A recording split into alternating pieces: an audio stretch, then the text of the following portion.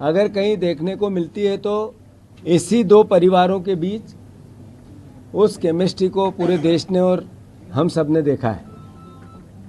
साथियों, 80 में जब पहली बार कमलनाथ जी चुनाव लड़े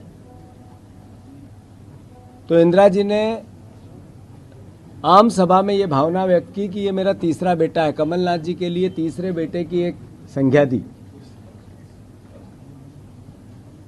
उससे आगे बढ़कर इस 45 साल की यात्रा में, राजनीतिक यात्रा में कमलनाथ जी की पिछले 7 साल से वो मध्य प्रदेश की कांग्रेस पार्टी के मुखिया के तौर पे हम सब कांग्रेस के कार्यकर्ताओं के साथ कंधे से कंधा मिलाकर हर परिस्थिति में सुख में, अच्छे में और बुरे में पूरी दृढ़ता से कांग्रेस के विचार को आत्मसात करके विपक्ष की भूमिका निभाते हुए निडरता से अपना कार्य करते रहे।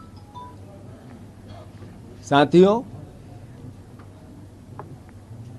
मुझे ज्ञात है वो पल, वो समय जब सिंधिया जी ने कांग्रेस पार्टी की सरकार गिराई थी। तब भी कांग्रेस का एक एक कार्यकर्ता कमलनाथ जी के विचार और उनके नेतृत्व के नीचे खड़ा था। एक एक उस समय मेरे जैसे कई परिवार के साथी हर तरीके से कंधे से कंधा मिलाकर कमलनाथ जी के विचार को आत्मसात कर रहे थे, कांग्रेस के विचार को आत्मसात कर रहे थे। अंतोगत्वा मैं आप सबसे अनुरोध करना चाहता हूं, जो खबरें हैं निराधार है। कोई किसी प्रकार की वो भावना, कभी सपने में आप सोच सकते हो कि इंदिरा जी का तीसरा बेटा कांग्रेस छोड़ सकता है? कभी सपने में भी ये विचार आ सकता है कि अभी 2 महीने पहले जिनके नेतृत्व में हमने चुनाव लड़ाए कि कांग्रेस का कार्यकर्ता अपनी जान लड़ाकर उनको मुख्यमंत्री बनाने के लिए अपना सब कुछ निछावर करता रहा, क्या उनको छोड़ने की बात कमलनाथ जी कर सकते हैं? कभी सपने में भी आप सोच सकते हैं कि जब सिंधिया जी जा रहे थे, सरकार गिरा रहे थे, तब हमारे जैसे लोग पुलिस के और उनके गुंडों के डंडे खा रहे थे कमलनाथ जी को मुख्यमंत्री बनाने के लिए जगह जगह, वो हमें छोड़ के जा सकते हैं? कांग्रेस पार्टी को छोड़ के जा सकते हैं? मैं फिर से, जैसा कि अफवाहें हैं, राज्यसभा का चुनाव में अशोक सिंह जी का नाम कांग्रेस पार्टी में आदरणीय कमलनाथ जी ने प्रस्तावित किया था और उसी के आधार पर हम सब विधायकों ने भी किया था, हमारे पूरे नेतृत्व ने एक साथ मिलकर किया था और सर्वसम्मति से अशोक सिंह जी को राज्यसभा भेजा गया।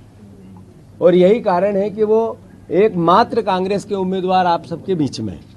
तो मैं फिर से, ये खबरें निराधार हैं और मैं मानता हूँ कांग्रेस का एक एक कार्यकर्ता जो विपक्ष की भूमिका हमें निभाने को लेकर जनता का जनादेश मिला है, उसमें दृढ़ता से लगे हैं, लगेंगे बहुत जल्दी। जो कांग्रेस पार्टी ने मिनिमम सपोर्ट प्राइस किसानों की लागू की है, जो सपोर्ट प्राइस किसानों की भावना उनके अधिकार क्षेत्र में गारंटी के रूप में दी है, मिनिमम सपोर्ट प्राइस एक गारंटी है, इसकी भावना कांग्रेस पार्टी ने व्यक्त की है।